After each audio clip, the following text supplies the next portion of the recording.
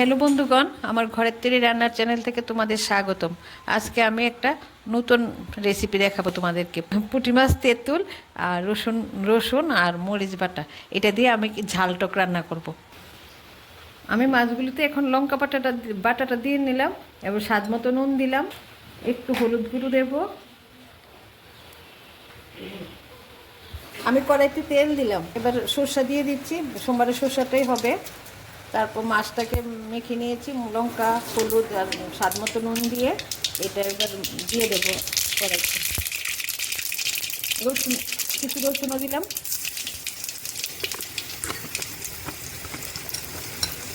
আগে আমরা এগুলি খুব ভালো করে খেতাম, এখন বাচ্চারা খেতে চায় না, তার জন্য আমাদের ঘরে রান্নাও হয় না। এবার মাছটা দিয়ে দিচ্ছি।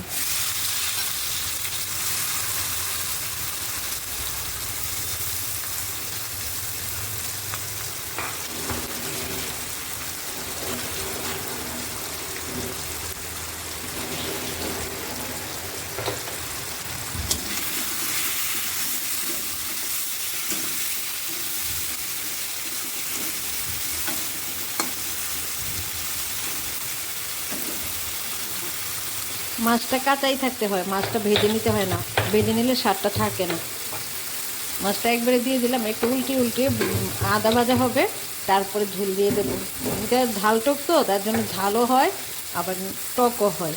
কিন্তু সর্ষা রসুনের মিক্সে গন্ধটাও খুব সুন্দর আসে, খেতেও ভালো লাগে।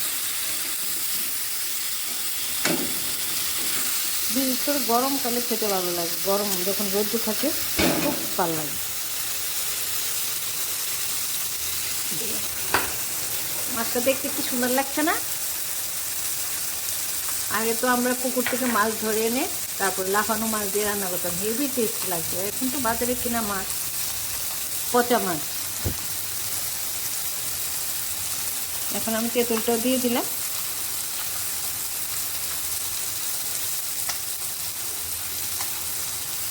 মাছটা একটু উল্টে দিলাম, উল্টে একটু ভাজবো আর কি, একদম কাঁচা থাকলে তো আবার গন্ধ আসতে পারে বাজারের পচা মাছ। এবার ঝোলটা দিয়ে দিচ্ছি। ঝোলটা একটু লম্বাই দিতে হয়, লম্বা ঝোল না দিলে টক টক একটু পাতলা করে খেতে হয়, তার জন্য ঝোলটা বেশিই দিলাম।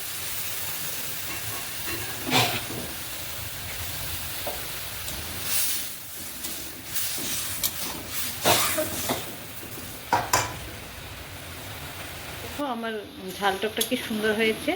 কাঁচা লঙ্কা দিয়ে দিলাম, যার ইচ্ছা হয় মেখে খাবে, এমনিতেও ঝালই হয়। আমাদের ঝাল টক একদম কমপ্লিট, এবার নামিয়ে নিচ্ছি। দেখো আমাদের ঝাল টক কি সুন্দর হয়েছে।